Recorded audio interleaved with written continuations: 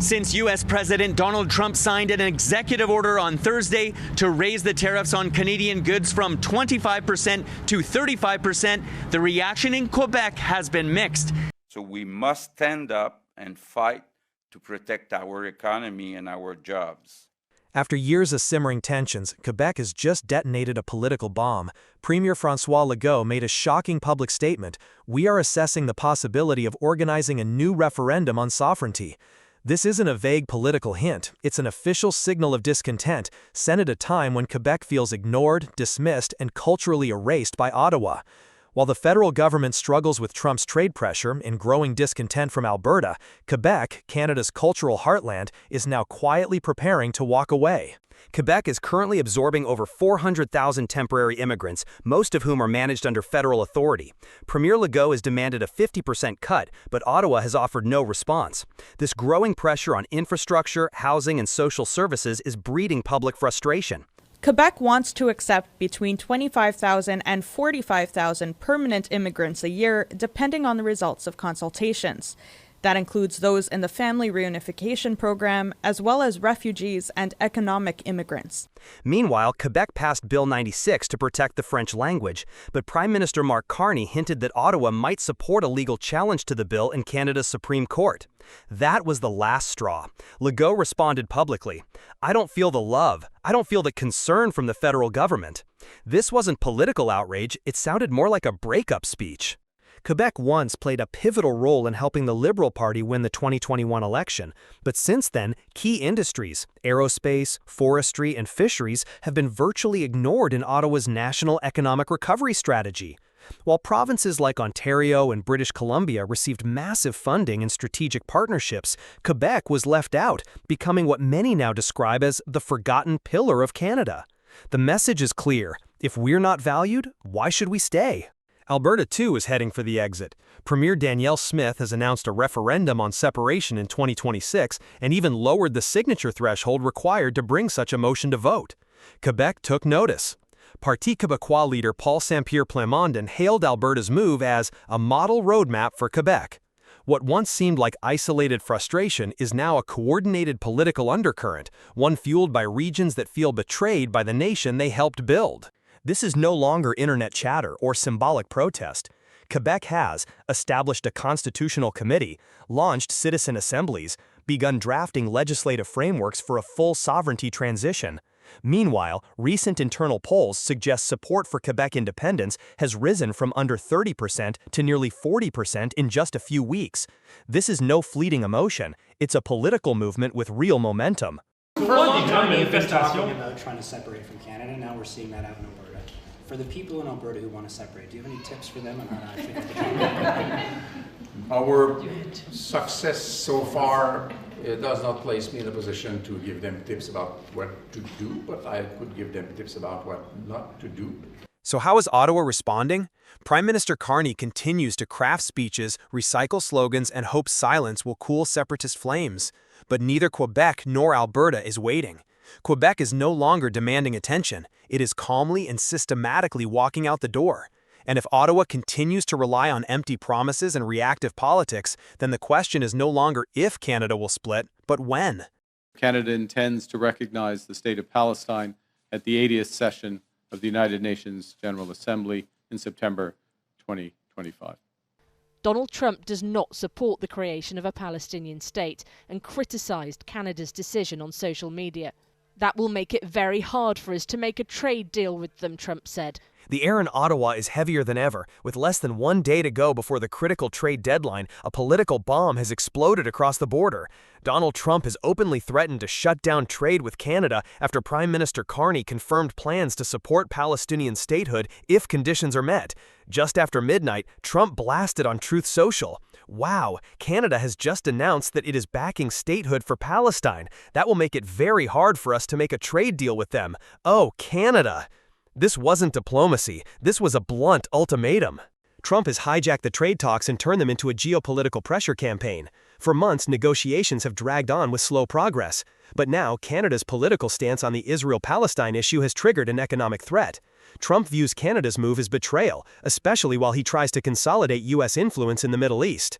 the president has signed that. He has increased the rate from 25% to 35%. It is important for everybody listening and watching to understand what that means. His retaliation? A 35% tariff across Canadian goods unless Ottawa folds. Carney had previously insisted Canada wouldn't sign any deal at any cost. Now he's facing a wall of demands. Trump wants Canada to accept a deal modeled after the EU and Japan, where Washington dictates purchases and demands silence on foreign policy. If Donald Trump's threats are real, Canada has just hours to secure a trade deal with the U.S. The deadline, midnight Eastern. And Trump has already made a move. He just ordered a 35% tariff on semi-finished copper products from Canada effective August 1. This isn't negotiation, it's a chokehold. Within Canada, frustration is exploding. Provincial premiers, especially from Alberta, Saskatchewan, and Ontario, are publicly blasting Ottawa. One Western premier stated bluntly, "Instead of defending our economy, Ottawa's picking political fights that get working Canadians punished." We haven't spoken to Canada today. He's called, and we'll see. Many provinces now openly favor stronger U.S. ties, pointing out they trade more with U.S. states like Texas and Montana than with Ontario or Quebec. Some leaders even hinted at revisiting sovereignty discussions if Ottawa keeps isolating itself diplomatically and economically. If no deal is reached by August 1, Trump has vowed to impose 35% tariffs on goods not complying with CUSMA, the Canada-US-Mexico agreement. Sectors at risk include steel and aluminum, automobiles and parts, pharmaceuticals and semiconductors, softwood lumber. 1 year ago, we were a dead country. Now we're the hottest country in the world. Look at you people. We're the hottest country anywhere in the world. We're doing great. All are now labeled national security interests by Trump, giving him legal cover for sweeping tariffs. This is an economic ransom note, plain and simple.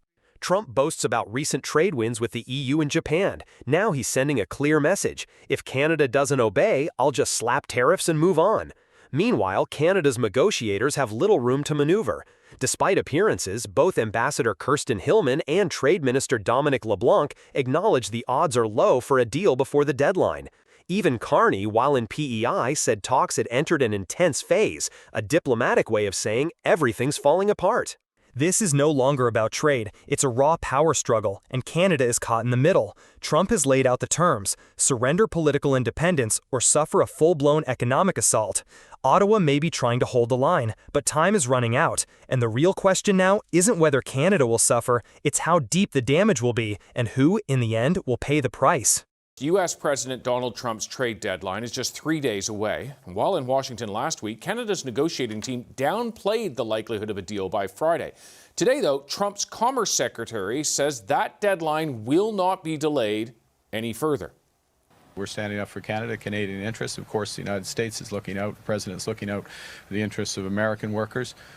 There is a landing zone that's possible, but we have to get there.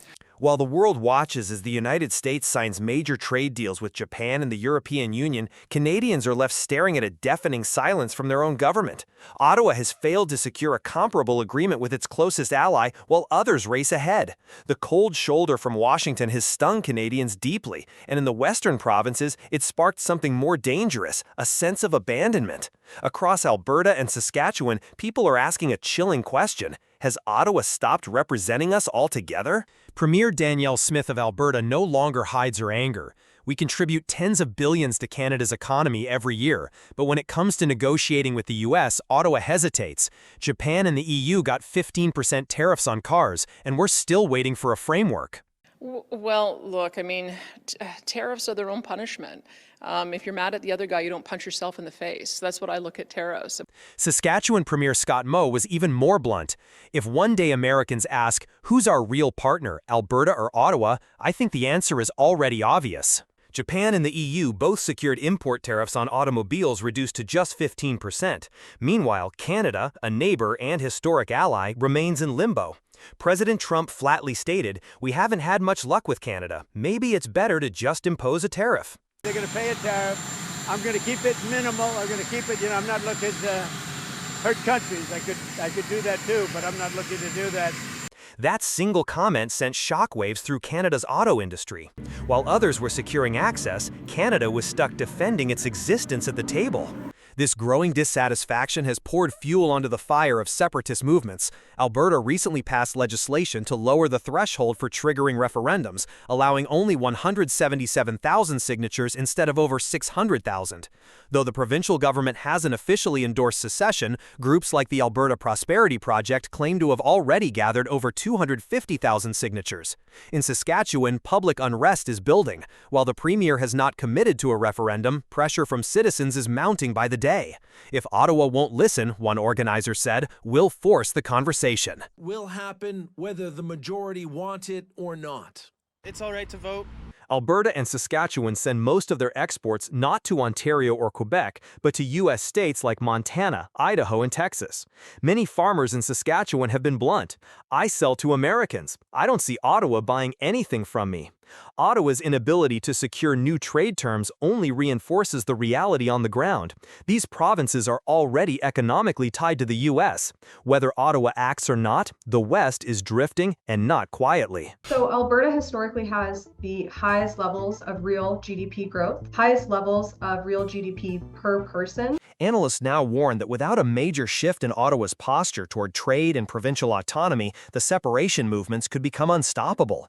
When citizens believe they've been betrayed, they'll choose their own path, one expert noted. A full separation of Alberta and Saskatchewan would cost the federal government at least $20 billion annually, and that's just the start. Such a move could send ripple effects across Manitoba, British Columbia, and the Northern Territories. Canada was once hailed as a nation of unity and quiet strength, but today its western provinces look southward, no longer east. Premiers voice frustration not behind closed doors, but in front of cameras. The public no longer whispers their doubts, they organize. What was once a federation of equal partners now feels like a federal shell centered on Ottawa. One day soon, Canadians may wake up and realize the country they knew is gone, and all that remains is a lonely capital surrounded by provinces that no longer call it home. I have no problem, but I don't trust President Trump as far as I can throw him. He constantly changes his mind. You just don't know who you're dealing with. Well, Alberta separation continues to be a hot issue in the province and seems destined for a citizen-led referendum. While the United States finalizes new trade deals with Japan and the European Union, cutting tariffs and expanding strategic cooperation, only one name is left out in the cold. Canada, no tariff relief, no breakthrough agreement, no voice at the table. For provinces like Alberta and Saskatchewan, the silence from Washington isn't nearly as painful as the indifference coming from their own capital, Ottawa. In their eyes, Canada is now nothing more than a name, hollow and disconnected. And if nothing changes, they may be the first to walk away from the federation they once helped build. Alberta and Saskatchewan have had enough. As the economic workhorses of Canada, especially in oil and gas, they've been treated like Ottawa's ATM, constantly contributing but rarely consulted. We will only sign a deal that's the right deal, that's a good deal for Canada.